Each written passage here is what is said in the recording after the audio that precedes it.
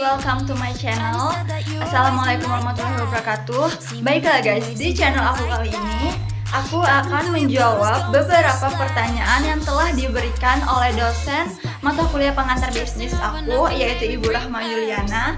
Dan langsung aja kita ke videonya ya guys. Check it out.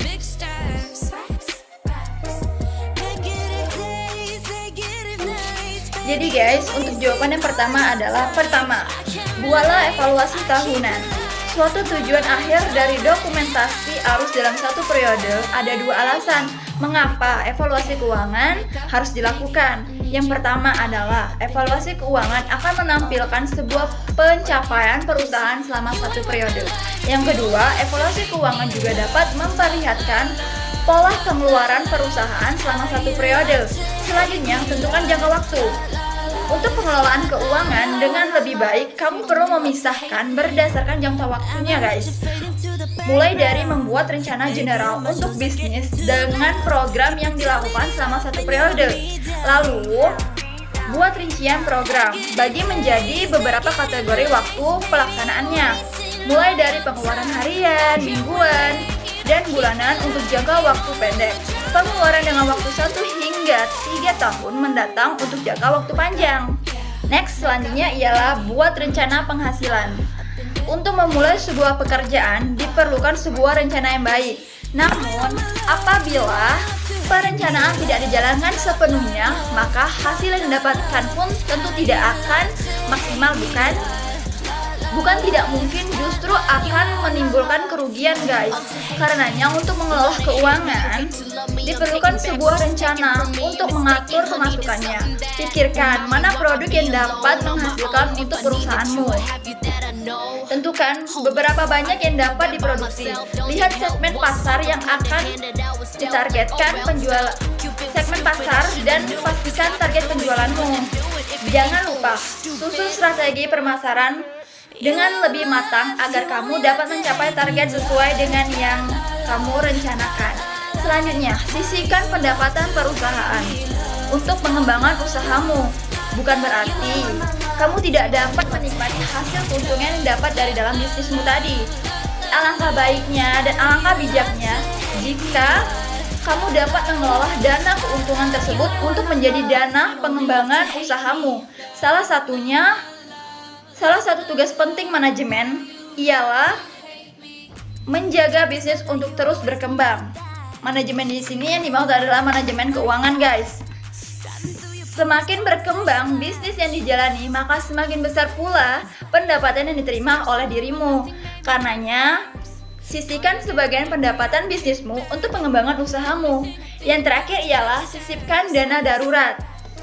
Setiap usaha dijalankan tentu tidak akan berjalan lancar seperti semua yang sudah direncanakan.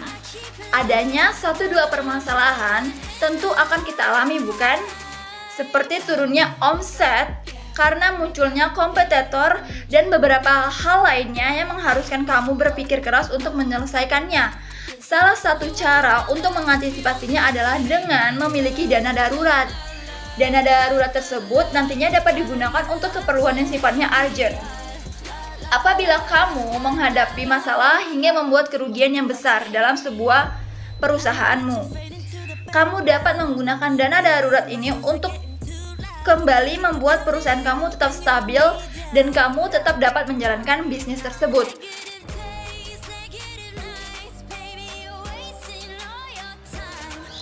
Oke guys, untuk jawaban nomor 2. Yang pertama adalah konsep produk atau product concept.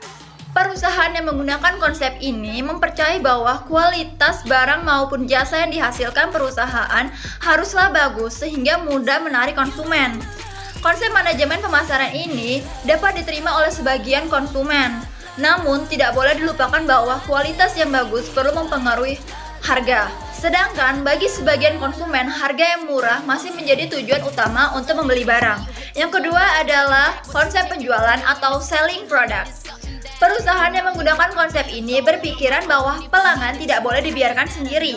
Perusahaan harus mengarahkan konsumen dengan sebuah teknik penjualan yang harus dipikirkan, karena barang tidak dibeli tetapi barang harus dijual. Dalam konsep manajemen pemasaran ini, perusahaan harus memikirkan usaha penjualan untuk mempengaruhi konsumen membeli produknya. Mereka percaya bahwa dengan sistem penjualan yang baik, mereka dapat menjual produk apa saja yang mereka tawarkan. Selanjutnya adalah konsep pemasaran atau marketing konsep. Konsep pemasaran disebut juga sebagai konsep marketing. Perbedaan antara penjualan dan pemasaran yaitu penjualan lebih menekankan pada produk yang dijual, sedangkan pemasaran lebih tertuju kepada keinginan dengan kebutuhan konsumen. Perusahaan yang menggunakan konsep pemasaran menganggap bahwa kepuasan konsumen adalah segalanya, sehingga barang dan jasa yang dihasilkan harus sesuai kebutuhan mereka. Dengan kata lain, perusahaan seperti ini tidak membuat apa yang mereka dapat buat, tetapi membuat apa yang konsumen inginkan. Konsep manajemen pemasaran ini terkesan modern dan dapat bertahan dalam waktu cukup lama. Namun, konsep ini hanya bisa dinikmati kalangan tertentu yang memiliki tingkat kesejahteraan lebih.